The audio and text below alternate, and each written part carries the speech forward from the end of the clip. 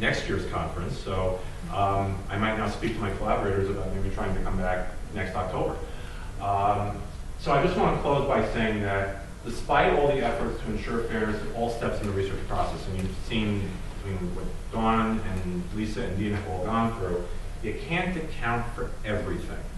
And that's why I wanted to give in some personal experiences with this. Because you try as best as possible, and sometimes it just doesn't. You want to make everybody happy, all right, and fulfill your grand goals of your grants and projects, and sometimes it just doesn't happen. But the challenge really is to continue to find ways to promote a sense of fairness, because it is an ongoing challenge for educational researchers like myself, policymakers, and stakeholders at various levels. So to bring us back to NERA, just for in closing, the best we can do, and I think we've done this here, which is why I'm glad that we had the participation of our panel here, is to share best practices in this area. So we can all hopefully contribute to this ongoing social mission. So I will make the plea, again, that I made last night, that let's continue this dialogue that has been ongoing for the last 48 hours, and let's figure out ways where we can all talk to each other as a community, a research community, as NERA, to work on these social issues, because they all come up in our work, but they all take on different flavors, whether you're in Massachusetts, whether you're in Virginia, New Jersey, wherever. So that's really the best we can do. We're not going to solve all the problems overnight, but that's sort of our charge and what drives us in our work, to keep trying to find ways to answer those pressing questions. So here are, I think and everyone's pretty much put up their email already, but here it is again. Thank you very much for attending. It was great to have everybody here. We have about 10 minutes for questions, so and just general discussion. And thank you again for coming this morning.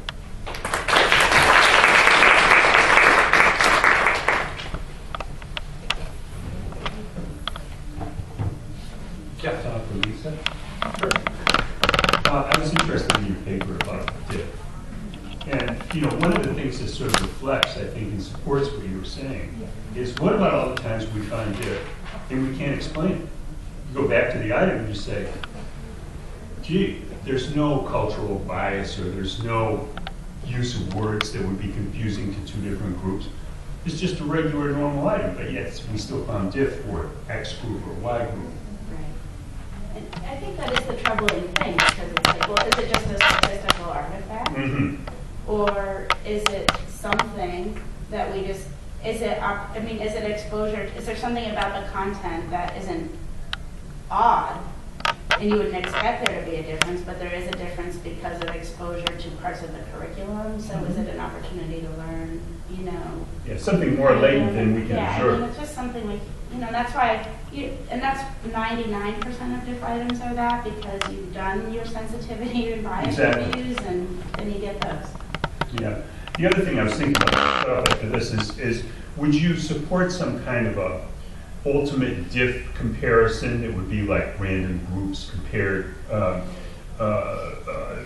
multitudinal random groups compared, and then looking at the diff overall rather than selecting known groups?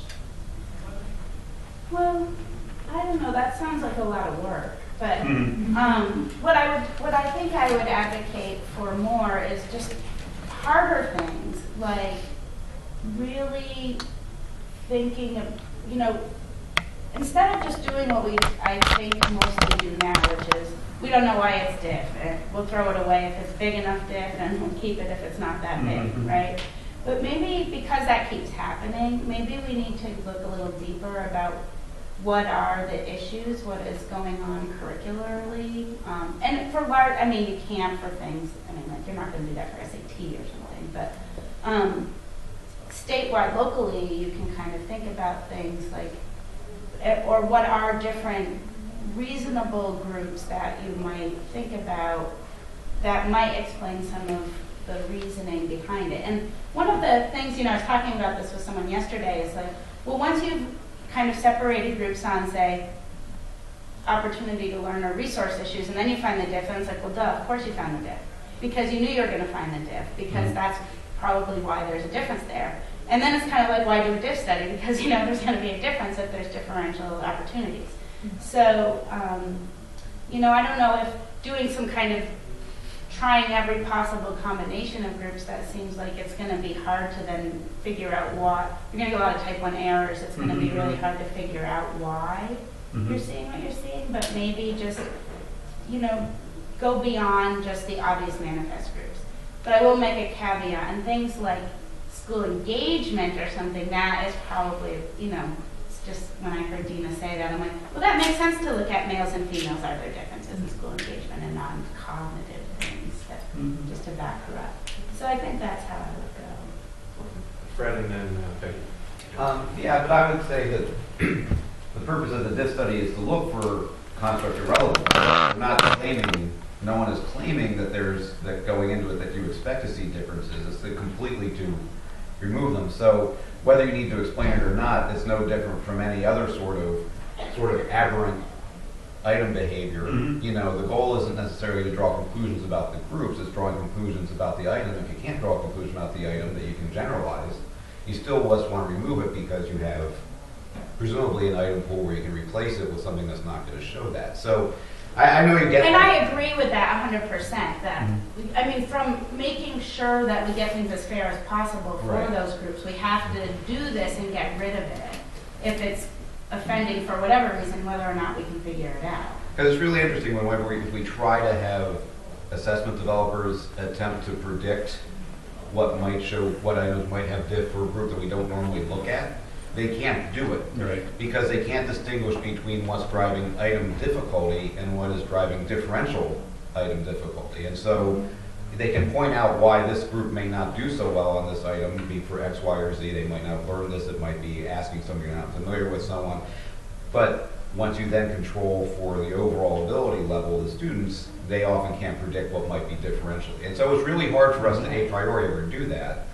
So I thought some of the stuff you were talking about was really more about achievement gap issues and things you would see in differences in scores and not necessarily things you would see in diff for me, but that's all. No, I agree with you, and I mean, I think that's like, in thinking about diff in relation to fairness relative to diff in relation to other kinds of issues too, is really not understanding when diff is affecting this test level, because I think of diff at the item level as being important for some reason, you know, for a reason, but then we need to kind of understand. I don't think I have a good feeling, and I'm sure people who do diff analyses operationally have a very good feeling of understanding maybe how it impacts later down the line, but that's not something you know, that's the glory of not having to do operational analysis. Well, and so just so you know, one study that may come out sometime in the next year or so that ETS is doing right now is what the larger diff studies done in the 70s that identified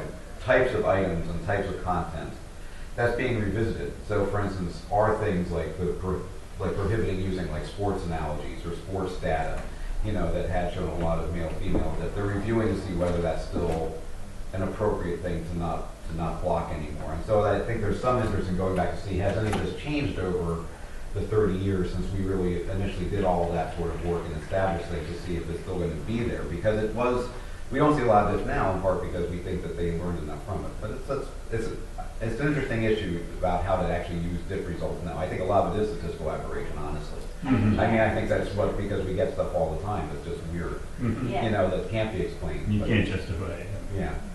And that is not to toot our own horn, but the idea of running cognitive inquiries, cognitive labs on those questions, to give you a sense of, are people solving those questions the way you thought they were, or are they solving them some other way? So if people are getting them right, you would never have thought they could, but it was because of something else, and that throws up. Yeah, I think, and that links up with, you know, Dina's, you know, talk about measurement and variance, and that's like a kind of a nicer way to think about diff is, are the response processes even the same? I mean, because that we can't tell from an item difficulty.